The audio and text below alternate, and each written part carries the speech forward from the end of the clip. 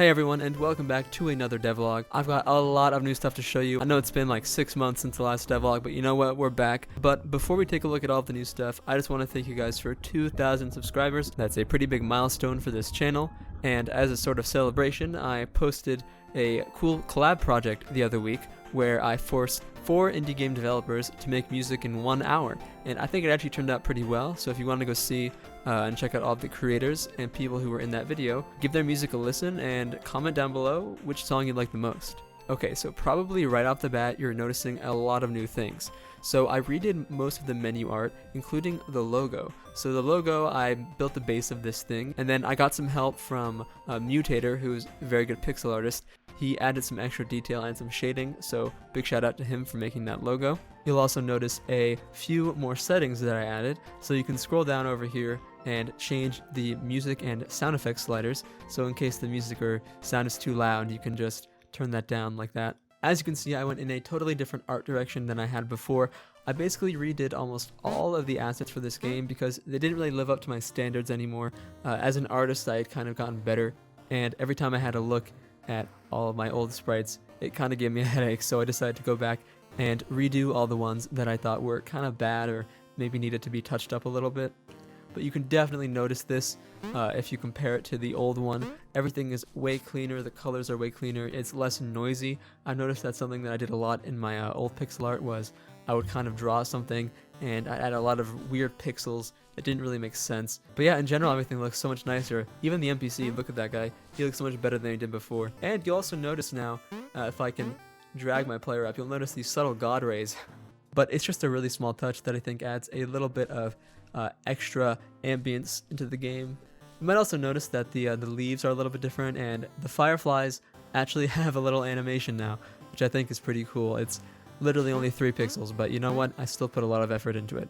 And we've also got a new kind of tree you can find in the game. This is the mangrove tree. It just adds a little bit of extra detail to the environment. It kind of animates under the water as well. And speaking of the water, I also redid the water sprite as well. The animations are a little bit more clean and the colors look a little bit nicer. I really like how these silhouettes look when the player's in the water and also when other stuff is in the water. In addition to redoing a lot of the tile sets, I've also redone a lot of the NPCs, so you can probably notice the mushroom guys are looking a little bit nicer than they were before, and the mushrooms themselves have a little bit of extra detail as well. They kind of have like a support now, like a kind of like a mushroom branch. And look how much bouncier those mushrooms are. And if you keep going through the levels here, you'll notice that a lot of the platforms have these dirt support pillars that added some more depth to the world, because before it just felt kind of flat, like you would just go around and there'd be these platforms just kind of floating in the air. I did also change the player model a little bit to fit the new changes in the art style. It's pretty much the same thing as it was before, just better color picking and less internal outlines, which is another thing I found I do a lot, which makes my art look kind of weird. The cages also look a little bit nicer, and the NPCs inside them also had a little bit of a redesign. Especially this one. This one looked really bad the way it was before. It was like a weird short person. I don't even know what it was. Everything looks so much better. And speaking of new things and new NPC designs, this is one of the new NPCs, or races I should say, that you can find throughout the Swamplands. So the mermen and mermaids can be found all over the place. If you go next to the water where they are, they'll just kind of pop out and you can talk to them like this. I think it's pretty neat, and it kind of helps contribute to the world building a little bit. And the last thing I want to show you guys before we go into the Crystal Caverns is the new title screens. So when you go and exit and enter into a new area, there's a new title screen that'll pop up that shows you the title and the name of where you are.